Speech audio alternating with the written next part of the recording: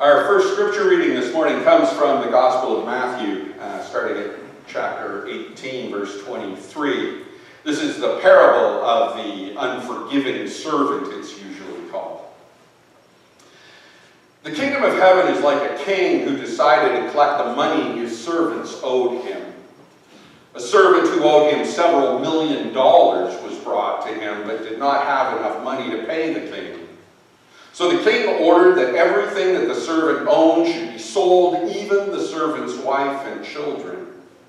But the servant fell on his knees and begged, "Be patient with me, and I will pay you everything I owe." The master felt sorry for his servant and told him he did not have to pay him back. Then he let the servant go free. Later, that same servant found another servant who owed him a few dollars. The servant grabbed him around the neck and said, "Pay me the money you owe me." The other servant fell on his knees and begged him, "Be patient with me, and I will pay you everything I know." But he refused and threw the other servant into prison until he could pay all he owed. When the other servants saw what had happened, they went and told their master. Then the master called his servant in and said, "You evil servant, because you begged me to forget what you owed, I told you that you did not have to pay anything. You should have showed mercy to that other servant, just as I showed mercy to you." The master was very angry and put the servant in prison to be punished until he could pay everything he owed. Our chorus is 25, "As Longs the Heart."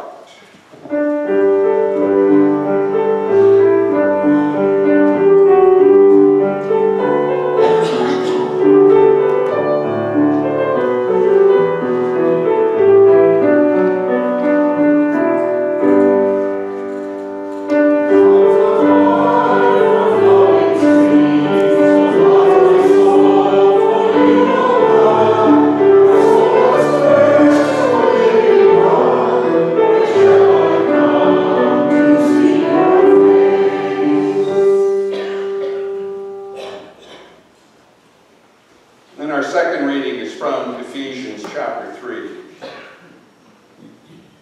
"I ask God with his great glory to give you the power to be strong in your spirits. He will give you that strength through his Spirit. I pray that Christ will live in your hearts because of your faith. I pray that your life will be strong in love and will be built on love. And I pray that you and all God's holy people will have the power to understand the greatness of Christ's love. How wide, how long, how high, and how deep that love is. Christ's love is greater than anyone can ever know, but I pray that you will be able to know that love. Then you can be filled with everything God has for you. Amen."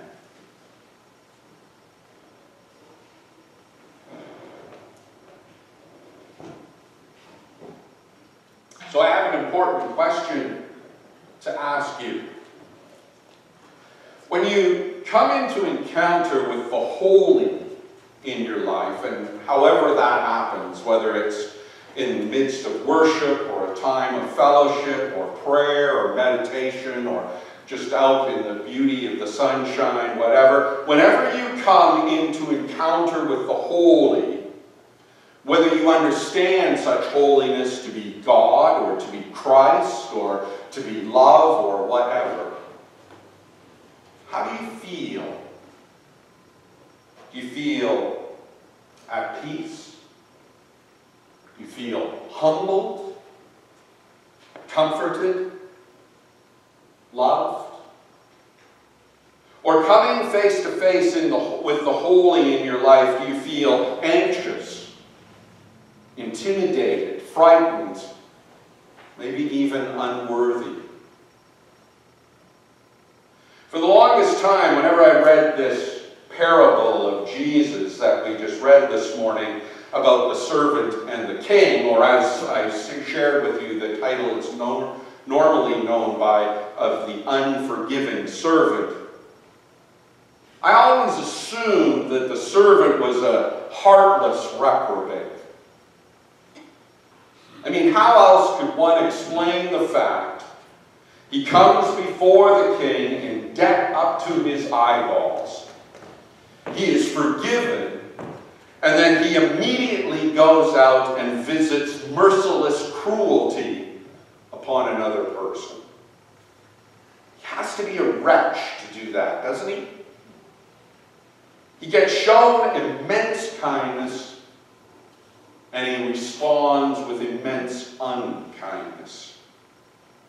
And so when the wrath of the king descends upon him, and he gets tossed into prison to be tortured or punished, or however you interpret it, you actually find yourself supporting such action. Good! He's getting just what he deserves. Then one day, while I was pondering this parable, wrestling with it and how I understood it, a new thought came to my mind. Why would the king lend him millions of dollars? If the servant was such a heartless SOB, why would the king give him so much? Surely he didn't just snap and become vicious in an instant.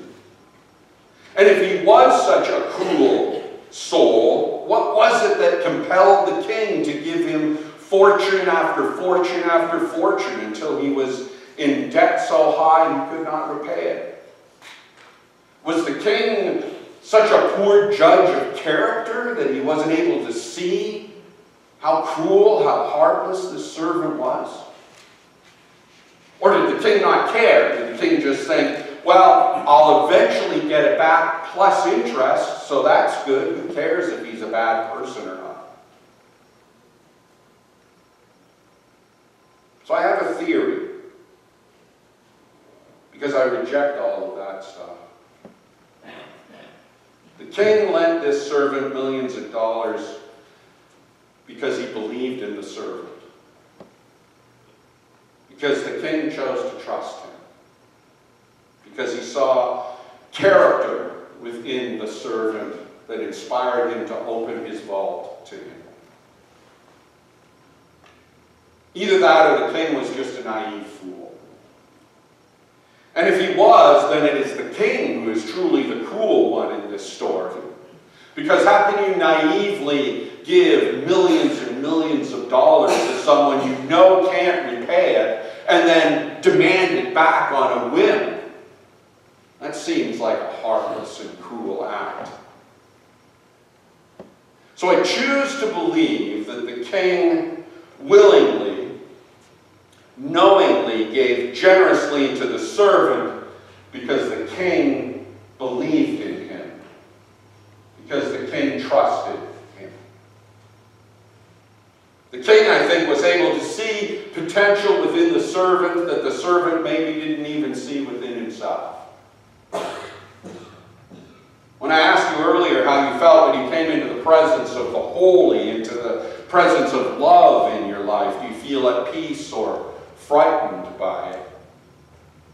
I have a feeling that at this time in this story, the servant felt pretty terrified. I think he was terrified because he'd been dreading this day for a very long time. The day when he would be called to account, the day when he would have to stand before the king and admit that he had failed the king's trust in him. That he had lost all of the king's money, had squandered the generosity that the king had shown to him, that he had been unworthy of the king's trust, and that he could never hope to repay all that the king had given him. And when the king does forgive the servant's debt, partly because the king is abundantly merciful, but I think also because the king still sees hope within this person. still sees potential within him. The servant himself is too terrified to believe what has just taken place. He is so overwhelmed by the act of forgiveness shown to him that he is incapable of believing that he has been forgiven. He is incapable of receiving this generous, compassionate, loving gift because for some reason he believes he is not worth it. He entered into the king's presence feeling massively in debt, unworthy, frightened. And a short time later, he leaves the king's presence feeling massively in debt, unworthy, frightened. And it is that man who goes and is able to grab the throat of a fellow servant and vent on him his sorrow and his fear and his sense of worthlessness. So maybe he does snap and become vicious in an instant. Or maybe like you and me, it is just a negative reaction to a bad situation. The king believes in the servant more than the servant believes in himself. The king sees the worth of the servant who only regards himself as unworthy. The king offers generous mercy to someone who is unable to receive it because surely the servant thinks to himself, I don't deserve this. The king forgives the servant. The servant cannot forgive himself. I don't think he's cruel or merciless or evil. I think he simply cannot bring himself to believe he is worth the love and compassion that has been shown to him. If I could convince people of just one thing in my ministry, it would be to convince people that they are worthy, that you are worthy, that you are loved. If I could help you understand and appreciate one thing when you come into the presence of the holy, it is that you are deemed worthy to do so. That you are valued and loved. Does that mean you never make mistakes? You never have times when you might be cruel or heartless or thoughtless towards others? No, of course not. It simply means, regardless of those life-negating events, you are a person of immense value and worth.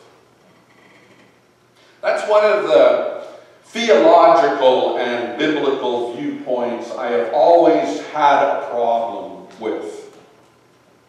The idea that Christ died for us because we are sinful, because we are unworthy, because we are deserving of wrath. And the only way to save us is to sacrifice himself in our stead. It just doesn't make sense to me when I read the scriptures and read the stories of Christ's love for people. Christ died for us not because we are unworthy, but because we are worthy. Because we are beloved, because we are filled with potential for grace. His act of forgiving love is like that of the king to the servant, a forgiveness born out of Christ's belief in us. Does that mean you never make mistakes? You never have times when your actions might be cruel or heartless or even considered evil? No, of course not. It simply means, regardless of those unholy moments, you are a person embraced by the holy. A person of worth and value precisely because you are the object of Christ's love. But that's difficult, I understand that. To see yourself as worthy when you are burdened by the guilt of unkindness that you might have visited upon someone, or swept up in the shame of imperfection. It's much easier to beat ourselves up for our failings, to dump upon ourselves, to believe that if we are called by God, called into the presence of the holy, we cannot hope to walk out free and forgiven because we do not deserve it. We do not deserve such grace. It's a challenge to forgive someone who has wronged us, someone who has injured us. But I think that isn't near as difficult a challenge as forgiving ourselves. I can find it possible to forgive someone who has wronged me, committed evil against me, but when I am that person, when I'm the one who's done wrong, how can I possibly forgive that? I cannot possibly walk away from who I am, from what I've done, from the shame I carry. So I carry that bitterness, that self-resentment like a box full of books.